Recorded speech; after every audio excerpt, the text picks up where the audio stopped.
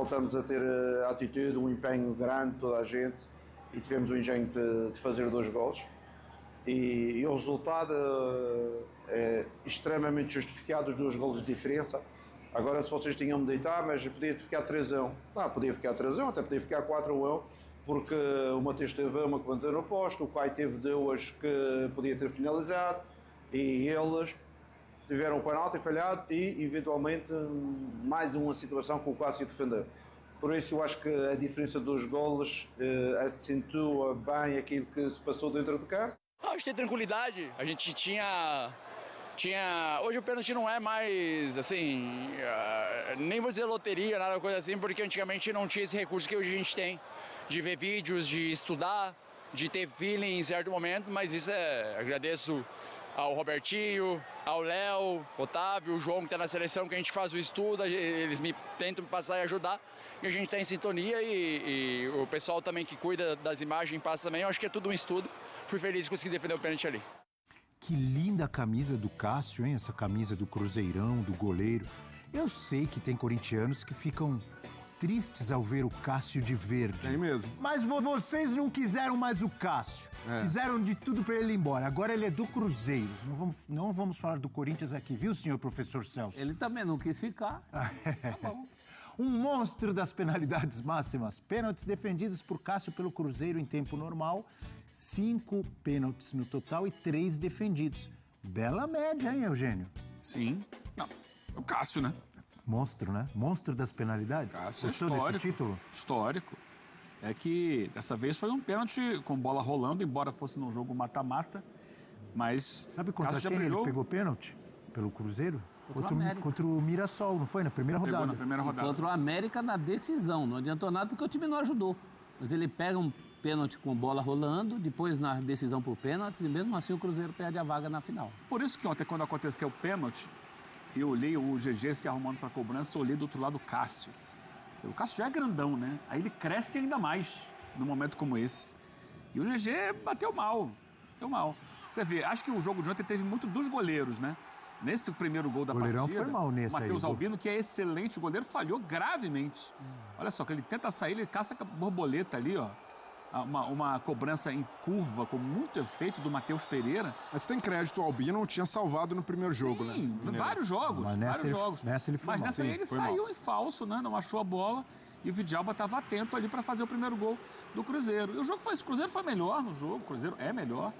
Mas não foi assim um domínio de avassalador no segundo tempo. Várias vezes o CRB esteve ali perto do gol, não só no lance do pênalti. Aí o Cássio salva o pênalti e no finalzinho o Cruzeiro consegue fazer o segundo gol num erro de saída de bola. Belíssima atuação no lance ali do Eduardo, né? Já tinha essa bobeira, outra bobeira do Matheus Albino aí no lance anterior. Aí já é o desespero do time, tá querendo correr para buscar um empate. E fecha em 2-0, parece no final um resultado tranquilo, mas não foi um jogo tranquilo. CRB é um bom time, para suas limitações de elenco, é um bom time. E criou dificuldades, mas o Cruzeiro passou adiante, fez valer a sua camisa, fez valer a sua trajetória. E tem um goleiraço que aparece nesses momentos difíceis, né? A gente vai ver agora. Nasceu para isso, né, Eugênio? Nasceu para esses momentos. Eu só não sei porque o Potker não bateu o pênalti, né? Talvez fosse o mais indicado. O GG também é um jogador experiente, mas telegrafou, né? Telegrafou, né? Você vê claramente que... Por isso que eu achei exagerado o que o André Jardim falou a respeito. 2-0 reflete bem o que aconteceu aqui. Leonardo Jardim? O Leonardo Jardim. Não aqui no Trapichão. Eu acho que no total do confronto, desde o primeiro jogo, onde o Matheus Albino foi importante, o Cruzeiro, na primeira partida, também resolveu mesclar o time, sem alguns titulares. Acho que no total do confronto, sim, o 2-0 ficou de bom tamanho. Em relação a ontem, não. Ontem o Cruzeiro correu sérios riscos. O pênalti que o Cássio defende é aos 40 do segundo tempo, quando ele, enfim, é cobrado, né? O pênalti aconteceu antes, mas, enfim, é cobrado. Se o cara ali. faz o gol, tem uma possibilidade grande de ir para os pênaltis, né? Sim. Teria. Estava a 5 minutos dos pênaltis em um pênalti. Né? O Eduardo faz o gol aí, já são os acréscimos. Então, acho que a partida foi mais equilibrada. O CRB é um time bastante competitivo, inclusive na Série B. Né? Não é um dos melhores nesse momento, mas é um time que compete. Tinha eliminado o Santos, né? Sim, com o Matheus Albino muito importante. Um bom trabalho do Eduardo Barroca, que é o técnico. Sim. Sacar isso aí também, não é? O time, como a gente falou aqui do Leonardo, Jardim, técnico do Cruzeiro, que faz um belo trabalho, o Barroca consegue lá, com o material que tem, conseguiu fazer uma boa campanha na Copa do Brasil, eliminou o Santos, né, e chegou aí para um duelo muito interessante com o Cruzeiro. O CRB é o time mais constante de Série B nos últimos anos. Alguns caem, outros somem, alguns somem. Até o nome dele lembra um pouco, constante. né? Série B. Série B. Centro Esportivo, o Clube de Regatas Brasil. Ontem Maceió... Mas ele precisa sair, precisa subir. Ontem... O futebol alagoano merece. Coisa que o CSA conseguiu, né? Divisão, CSA conseguiu mais recentemente. Ontem Maceió parou, né? Era o lado vermelho e o lado azul, acompanhando as peripécias de seus clubes. Né? Está em 12º lugar. Se encontrando num horário muito... chegou a ter, né? O segundo tempo do jogo do CSA foi ao mesmo tempo do primeiro tempo do jogo do CRB. Para quê, né? O que facilitou um pouquinho a vida da gente é que o Vasco resolveu a coisa antes. Resolveu mais ou menos. Então deu uma liberada. Não estou falando nem pra gente, não. É até tranquilo. 2 joguinhos só, maravilha. Foi quarta-feira que foi uma loucura. Estou falando pro pessoal de Maceió, imagina a mídia alagoana e tal, tendo que se dividir ali, sem necessidade, gente. E o Cruzeiro agora, classificado, né, cumprindo a missão, tem uma tarefa um pouco mais administrável, porque não tem a Sul-Americana e, de fato, não dá para pagar isso da temporada do Cruzeiro. Foi uma eliminação vexatória, né, em que o Cruzeiro não consegue passar de fase, toda a expectativa que existia. O Cruzeiro foi finalista da Sul-Americana no ano passado e acabou decepcionando, mas aí isso não está na conta do Leonardo Jardim, ele chega ali tentando arrumar casa durante a competição, mas a queda contribui para que o time tenha focos muito bem definidos, que é chegar novamente a uma final de mata-mata, e agora via Copa do Brasil, e seguir numa boa campanha no Brasileiro. O que é mais importante, se tiver que, de repente, priorizar ou não tem que priorizar? Porque falamos sobre o Vasco. O Vasco passou. Qual é a prioridade do Vasco? Alguma dúvida? É sair da zona do rebaixamento. É tentar terminar um brasileiro tranquilo. Não é isso? Mais importante do que Copa do Brasil. Clara. É importante, o Vasco tem que sonhar em avançar, em lutar, mas o mais importante no momento é sair lá da zona da confusão. E para o Cruzeiro, que está ali lutando pelo título do brasileiro e avança na Copa do Brasil, é a mesma coisa, os dois? No caso do Cruzeiro, é saber equilibrar os pratos. Não tem um elenco com tanta profundidade, embora tenha existido um grande investimento do Pedrinho, né, o dono da SAF. Foram investimentos muito focados ali em contratações de impacto, para mexer com o torcedor, e não necessariamente pensando num elenco bem planejado, com reposição em todas as posições.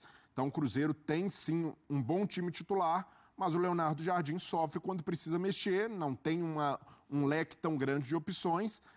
E sabendo disso, e aí pode ser que chegue mais reforço até o fim da janela, mas com o elenco atual, o Cruzeiro tem que ser pragmático. Está na luta pelo título, ainda está ali na briga, e para isso é pontos corridos, sabe que precisa de elenco para aguentar o batido até o final. E tem a Copa do Brasil, em que o Cruzeiro é o maior campeão, que o Cruzeiro tem tradição de chegada, e que numa situação até mais adversa no ano passado, conseguiu bater na final da Sul-Americana. Então, sabendo disso tudo, eu não tiraria força máxima em nenhuma competição. É administrar em algum jogo do Campeonato Brasileiro que tiver margem. Tenta dosar, poupando 3, 4 jogadores no máximo, mantendo a base do time, mas não descartando a Copa do Brasil, porque para o cruzeirense é importante também.